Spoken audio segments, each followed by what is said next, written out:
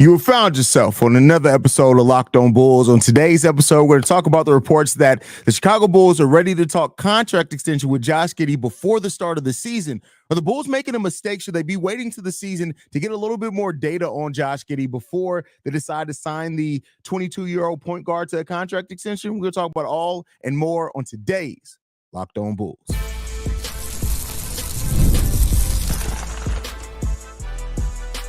You are Locked On Bulls, your daily Chicago Bulls podcast. Part of the Locked On Podcast Network, your team every day. Thank you for tuning in to another episode of Locked On Bulls, member of the Locked On Podcast Network, where it's your team every single day. I'm Haize, host and creator of Chicago Bulls Central, Chicago Bears Central YouTube pages and podcasts. I want to thank you guys for tuning in to another episode of Locked On Bulls. Today's episode is brought to you guys by FanDuel. You can start the season with a big return on FanDuel. Place your first $5 bet, and you'll get started with $200 in bonus bets guaranteed. All you got to do is go to FanDuel.com to get started.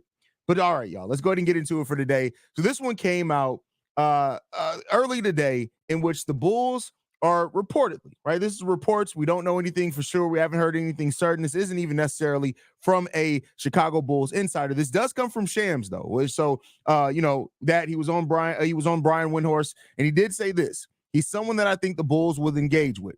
They made that trade, trading away Alex Caruso for him, so they clearly value him to an extent. But what does he want? What is his mentality on the marketplace? And what do they want to give? So it seems like the Bulls, and keep in mind, we talked about this on Media Day, where AK was asked directly if they were going to talk contract extension with Josh Giddey. And AK did say on Media Day that we expect to sit down with Josh and his people soon. So this isn't anything that should be too much of a surprise to people that have paid attention to what the Chicago Bulls do. Now, this is a little bit of a different than what the Chicago Bulls have done with contract extensions previously. Kobe White had to wait till the day before free agency officially opened. Ayo Dosunmu had to wait before the official day of free agency opening. Patrick Williams did not get a contract extension before the free agent period as well. Even Nikola Vucevic, again, much like with that, it was rumored before the season started that the Bulls were going to extend Nikola Vucevic. I remember me and the Cognac Boys did a whole episode on it, and the Bulls still waited until after the season to extend Nikola Vucevic. So while the Bulls could be looking to explore those trade talks, could be looking to sit down with Josh Giddey, and in no way means anything is imminent. It does not mean that they'll get that deal done. It doesn't mean that they're going to push strongly for it. So I just want to put that out there, right? While we are hearing that the Bulls are ready to explore contract extension talks, it does not mean that they will. Now, what are the positives and negatives of the Bulls potentially going into extension talks with Josh Giddey early? Well, the positive potential of it is that you may get him on a little bit of a cheaper deal. He's coming off a down year where his season ended bad in the playoffs. He's on a new team, so he can't even really use the performance on this team. And he's coming off a major injury that we weren't aware of before Media Day, coming out of the Olympics that sidelined him for a couple of months. So those are all things that the Bulls could use if they're sitting down for contract extension talks now to maybe get a little bit of a better and more team-friendly contract. So I want to be clear there. That is something that those are all things that could benefit the Bulls on why they want to go ahead and extend them now, right? Again, this is a business. I completely understand the thought process between making them earn it. I understand all of that. I agree with most of that. I'm strictly talking about from the Bulls front office's perspective and point of view. There may be some advantageous things to the money part of it if they were to extend Josh Giddey now before he has a chance to come here, shine, grow his game, whatever it is, right? The injury in the Olympics, the ankle injury that sidelined him for a couple of months, how his season ended in the NBA is a definitely thing, and you're on a new team that, frankly, you haven't done anything for the Chicago Bulls yet, and that's not to say that he won't. So those things could help the Bulls get him for a little bit of a cheaper deal. And also for the benefit of Josh Giddey, it could end up being a shorter contract, which he can get back into free agency sooner rather than later and get more money, right? So there's that aspect of things that you can wait in. Now, why should the Bulls wait until after the season to extend Josh Giddey? I think that conversation is more of a straightforward conversation. You would want to wait to extend Josh Giddey to see how he looks on your team, See how he looks with your players, Kobe White, Julian Phillips, Patrick Williams. Does he make these guys better, right? And if he does make these guys better, yeah, you could end up paying more for it, but it could be worth it in the long run, right? Keep in mind, it's not like Josh Giddey is going to qualify for a supermax or anything like that. So this isn't part of the conversation, right? It's not like a De'Aaron Fox or anything like that where they can qualify for a huge amount of more money. It's just about, are you waiting to see what he looks like in your system? Now, here's what I'll say. I think it's a very slim chance that the Bulls don't extend Josh Giddey regardless of how a season goes. And there's a chance in this where even if Josh Giddey does have a struggle of a season because of what the Bulls gave up, they still look to keep him, right? And you maintain your asset that way. You can maybe trade him down the road, whatever it is. We've seen that done in the NBA. That shouldn't be too much of a surprise for anybody to hear that type of talk. So there are those aspects of it as well that the Bulls need to weigh. And overall, I think when you look at what the Bulls have typically, like, you believe people who they are. And this is a front office that has shown you that they will wait to the end of the season to extend guys, even if they do want to keep them. So I think that that's another aspect of this. And so I can understand it from both sides. Personally, for what it's worth, not to say that, the Bulls are going to be listening to Locked On Bulls and say, hey, Haize said we should wait. We're going to wait, right? That's not what's going to happen here. But personally, I would wait because I think there's so much up in air between the mix with him and Kobe White, him and Io, those type of things. Lonzo does not factor into this. If you're getting ready to type, if you're on the YouTube side while we're live here, if you're getting ready to type, but what if Lonzo, stop it. I'm smacking your hand. Stop typing. Lonzo has nothing to do with the future of Josh Giddey. Nothing. So we got to stop that there. Don't even start it. But it just comes down to the risk versus the reward and how the Bulls weigh that. The risk versus the reward. That's what it comes down to. And I think ultimately, I could see the Bulls coming to a near max extension with Josh Giddey if he comes in here, but maybe on less on the years, right? That could definitely be something that could happen. When it comes down to it. And it's up to Giddey to earn the contract. And I think if you go into the season and basically tell Josh Giddey, listen, we're going to wait to see how you perform today. You show out. We're gonna match you. We're gonna max you out. It's not a problem. Like, you're gonna be a restricted free agent. We're gonna match anything you got, but hopefully we get a deal before you even go to restricted free agency. That's not a problem. Josh Giddey is a player that sounds very confident in betting on himself. And when you look at how Josh Giddey's floor on this team, I think is still pretty damn good. And so that's what it comes down to, man. It just comes to what the front office ultimately weighs as the risk versus the reward on it. And we'll see what happens when it comes down to it, man. But I think ultimately this is something that Bulls fans are going to have their reactions on, and you're not wrong for having your reactions on. I just think that it comes down to what the Bulls are. The Bulls really were at this point. If the Bulls right now, before this, because keep in mind, they cannot extend them during the season. I should have said that at the beginning of this. Bad podcasting on my part. They cannot extend them during the season. So it's either before or it's after the season. And if you are confident right now, and not only what you've seen in your building, what you've seen in practice, what you know about Josh Giddey from his history, if the Bulls know we're going to extend him regardless, I don't see any harm, no foul in getting it done now, because I think you'll pay less now than what you'll pay later. And not to say that matters, because again, if Josh Giddey is worth the money, you pay him the damn money. Like, I don't know why we get into this. You pay him the money. If he's worth it, you pay him the money. So, that's what it comes down to. We got Winton in the building, says Josh Giddey needs to earn a contract. If he plays like butt in the upcoming season, then he needs to go. That's just not realistic. I'm sorry. You don't give up an asset. You're not going to just let a 22-year-old player walk for it. And we got to start framing this in reality, right? Look at it this way. If you had a brand new car that unfortunately the brakes went out on, are you going to say, oh, the brakes are out, we got to get a whole new car in here? No, you're going to say, listen, the engine's good. The catalytic converter didn't get stolen. The tires are good. The transmission's good. Let's go ahead. We can deal with some faulty brakes. We can get those replaced. It'd be different if Josh Giddey was 26, 27 years old. The Bulls, they're either going to sign. Now, I could see a sign and trade maybe in the offseason, but it's going to end in either Josh Giddey being back here on a shorter term deal or a longer-term deal. And that's what you do when you're a team that's gone younger and you have a 22-year-old player that has been top 10 in the NBA in triple doubles every single year that he's been here as a point guard. So, I get what Winton's getting at there, but I think that it comes down to it. It's all about value, and there's still value in Josh Giddey, even if he has a down season here in what he is, who he is, and even if you have to move him going forward, there's still in that. So that's something you got to look at too as well. But that's it for that segment. Overall, like, just to close this one out, at the end of the day, I'm not mad at whatever the Bulls do. Just get it right. That's the thing ultimately. Just get it right for once, Bulls. Get it right. Thank you. Now, with that said, next up, we're going to be talking about, should the Bulls still be playing their starters in today's preseason game as they set the Bulls starters in the last preseason game. But before we get into that, we've got to get into a message from one of our sponsors, and that's FanDuel.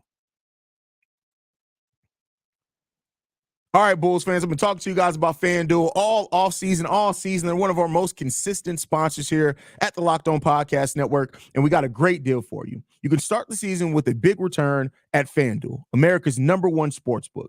So when you get a hunch in the middle of a game, you can check out the latest stats, view live play-by-play, and so much more on the exact same page where you place your bets. For my betting people, you understand how important and how streamlined that makes the process to get everything you need to make an informed bet right there on the same page where you actually place your bets. You don't have to go to Basketball Reference. You don't have to go to Cleaning the Glass. You don't have to go to ESPN. You get everything all at the same site where you can place your bets, which means you can get more bets in faster and hopefully make yourself some more money. Plus, they're even saving you some money. You'll get started with $200 in bonus bets guaranteed when you place your first $5 bet. That's $200.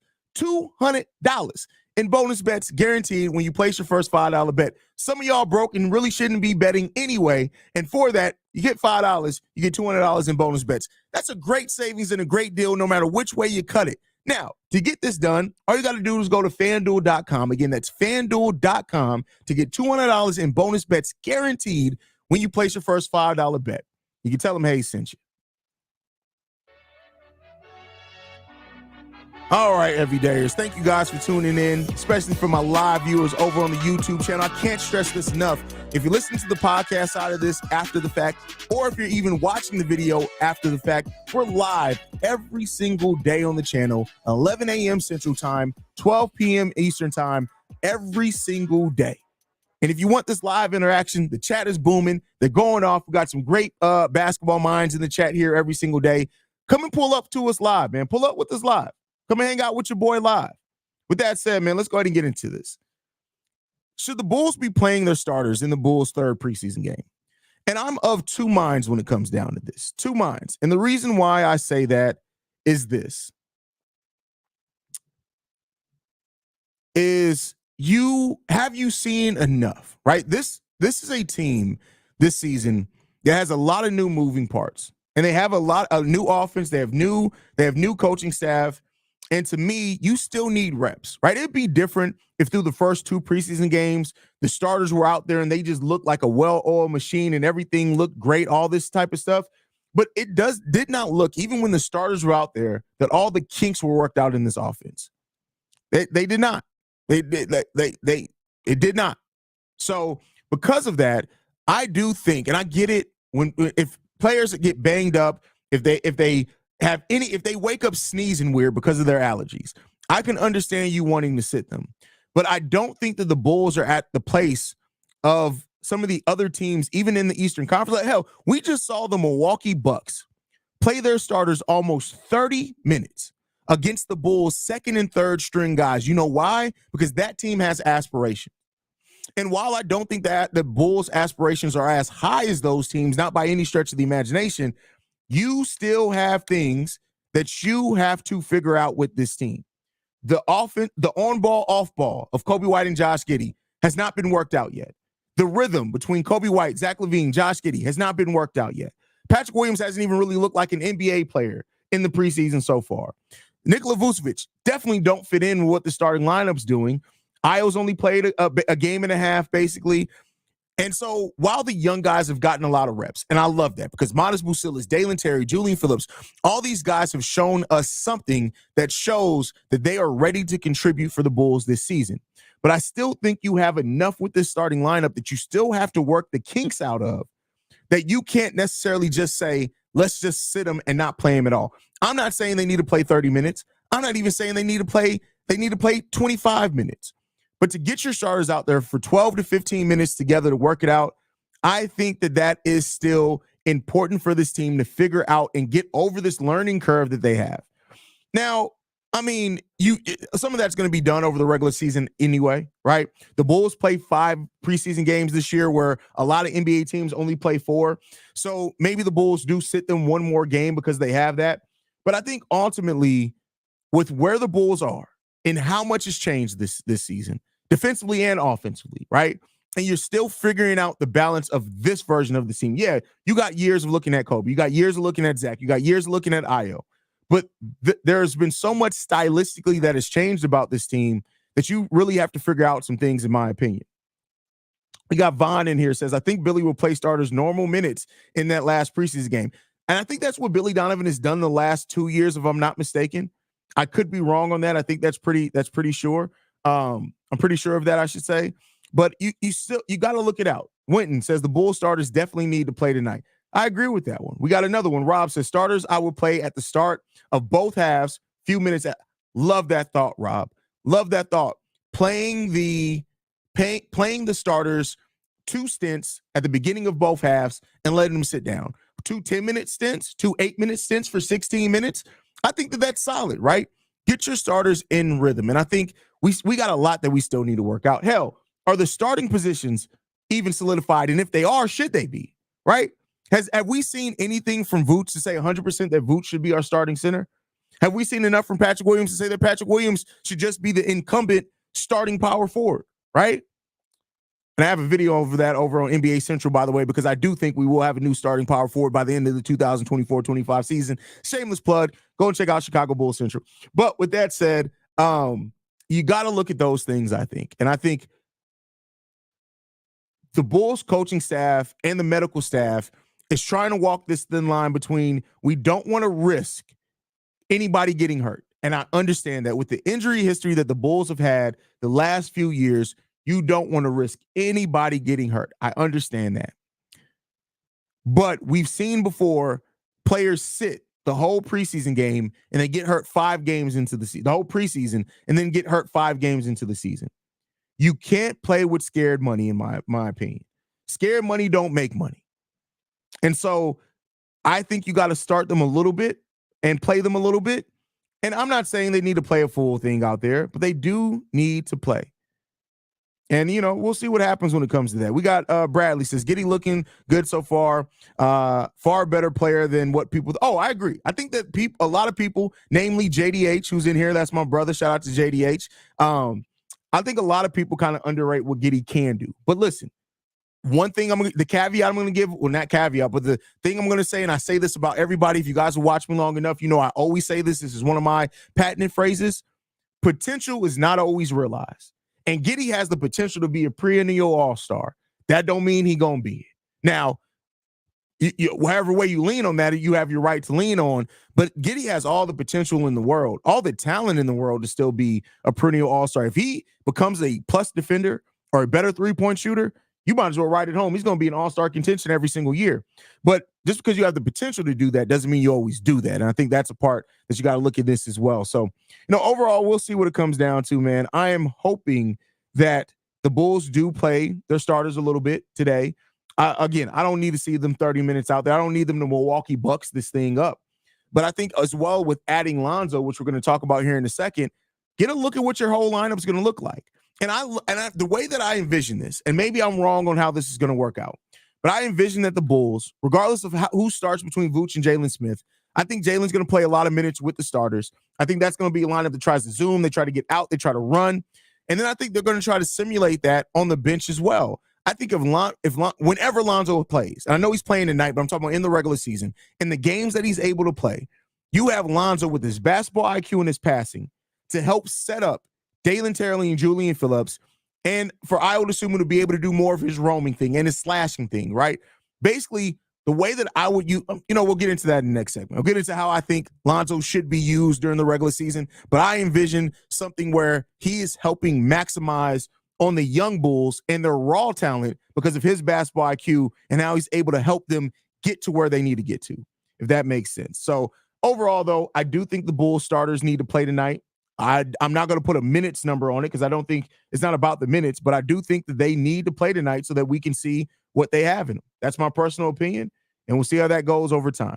But next up, for the last topic today, we are going to be talking about Lonzo Ball officially making his return tonight against the Minnesota Timberwolves. But first, got to get to a message from Gametime.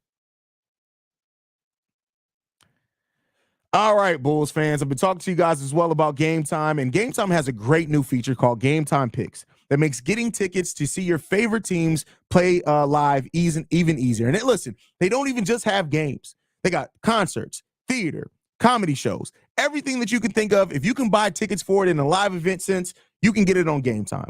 Gametime Picks also filters out the fluff to show you incredible deals on great seats so you don't have to waste time searching through thousands of tickets. Plus, if you toggle on the all-in pricing, it will show you the total upfront so you can't act surprised when they add those additional fees that every live event asks. You can't act surprised by that. Stop having a broke mentality. You stop doing broke things. Plus, with the way that Gametime saves you money, there's no risk on that. If you find tickets in the same section and seat for less, Gametime will credit you 110% of the difference. Your purchase is covered with the most flexible customer service policy in the ticketing industry. And while the White Sox aren't playing anymore, if you really don't like your significant other and you still want to take them out to say they can be able to do something, Drewski live shows are still available. You'll fall asleep. Some of the best sleep you'll get in your life, I guarantee it. Take the guesswork out of buying tickets with Gametime Picks. Download the Gametime app, create an account, and use code LOCKEDONNBA for $20 off your first purchase. Terms apply. Again, create an account and redeem code that's LOCKEDONNBA, LOCKEDONNBA for $20 off. Download Gametime today. What time is it? It's game time. All right. So today is the day that a lot of Bulls fans have been waiting on for quite a while. And that is Lonzo Ball is making his return to the basketball court for the Chicago Bulls. We don't know in what capacity. We don't know the minutes restriction. We can see Lonzo Ball for 8 minutes out there. We can see him out there for 18 minutes. We don't know. But it's such a great story and such a great accomplishment for Lonzo Ball getting back on the basketball court. And I think that needs to be the story first and foremost. It's just the fact that he's able to get back on the basketball court after everything he's been through, after how long he's been out. That is the biggest story here, that he is able to get back on the basketball court. That's great. It's amazing to see. Every time Lonzo checks into his game, every minute that he plays, he is making history because he's the first one to come back from this type of surgery. Two of them. He's breaking new ground every time he gets out on the court. And for that, he gets mad love from me. Now, I was getting into earlier in the last segment, how do I foresee Lonzo Ball being used? And keep in mind, in this, I'm saying this as a base. He's going to build off this base, hopefully, as the season goes, as a baseline. The things that I want to see Lonzo Ball do is create for others. Use that basketball IQ. Use that passing. For players that are coming off this bench that aren't necessarily the best isolation, they should be able to just play instinctively because Lonzo's going to get them the ball. Meaning that Julian Phillips with his slashing, his three-point ability out in that corner, finishing around the rim, those type of things. Lonzo's going to be able to help him get that. Jalen Smith with the lobs, he's going to be able to help him get that. Dalen Terry, with Dalen Terry's ability to play defense, get out in transition, try to slash, those type of things. Lonzo's going to find him. Ayo Dosunmu was one of our best creators in transition last year, and he's going to do a lot of that still. But now Lonzo can focus being more of a scoring threat, a slasher, those type of things that he's able to do, that he's added to his game over the few years. What Lonzo should be able to do right away is use his basketball IQ to make the game easier on whoever he's out there on the court with. And that is how I foresee Lonzo Ball being used initially. Again, this is at a base. This is how he should be able to be used. And not even to mention, modest booster list. Great comment here from Vaughn. Lonzo and Modest is going to be crazy good, underrated duo. Listen, you talk about the way that Modest Bucilis gets to the rim. You talk about the way that Modest Bucilis gets up and wants to finish around the rim. Listen, this bench is almost perfectly built to take advantage of the things that makes Lonzo special. Now, when you add to that, if Lonzo, as he gets his rhythm back, becomes the defender near the defender he was before, which creates turnovers, things like that, gets out in transition easier. If Lonzo's three-point shot gets back even where close to what it was when he was a 42% three-point shooter for us, if any of those extra things happen, man, you're talking about a bench unit that's going to be able to, when Lonzo plays, again, we know that at most Lonzo's probably going to play 60 games this season, and that's pushing it, right?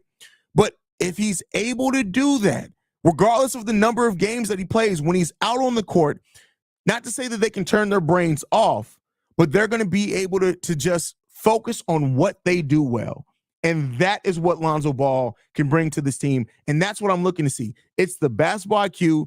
It's the passing. It's how he finds these guys. Lonzo's already talked about welcoming a mentorship role with the Chicago Bulls team.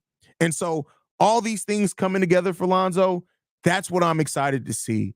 And so in Lonzo making his return today, this is a first step, right? And I'm not expecting all these things to come together for Lonzo, maybe even the first 20 games that he plays. But it's about looking at Lonzo and how his body responds, how much of Lonzo's IQ still translates, how much of the timing. Because keep in mind, with the passes that Lonzo was able to do before, his timing of the game was excellent. How much of that timing is still there, right? Those are the things. Look, I've said this before, and I want to keep saying this. Temper your expectations. And I mean that to save your own expectations. Let Lonzo come in here and let where he is at currently dictate the expectations that you have for Lonzo Ball, because I think that's important for it as well. Lonzo's going to tell us how ready he is. Lonzo's going to tell us with how he plays, what he's able to do out there on the court. We don't have to worry. We don't have to be like, oh, well, Lonzo can be this. He can going to shoot three-pointers and he's going to make 6 3-pointers for us. Let Lonzo tell us that. He may not be the defender that he was, right? Matter of fact, there's a huge chance that because of the timing, because of his body having to adjust, all these things, he may not be the defender that he was right away. But I tell you things that translate universally in basketball: IQ and your ability to pass. And those are things that we're going to be able to see from Lonzo Ball, I think, right away this season for the Chicago Bulls. But let me know what you guys think down below. That's my time for today, guys. We will be back live tonight after the game. So live post-game show here over on Locked On Bulls. I'll see if I can get a guest on. Quentin's usually always down, maybe Big Kev, maybe both of them, right? We'll see what we can do there. But guys, thank you so much for tuning in. You can follow me at CEO Haize. You can follow the channel at Locked On Bulls. We are a member of the Locked On Podcast Network. You can find us on every podcasting app and platform of your choice, as well as YouTube, the Odyssey app, and Amazon Fire TV. If you want to find Locked On Bulls on a platform, chances are we're there. Thank you guys for the support. Thank you guys for the love and converting the show to a live show. And I'll see you guys later on tonight. Love you guys. Go Bulls. See red. All that good stuff. You know what it is. Peace, y'all.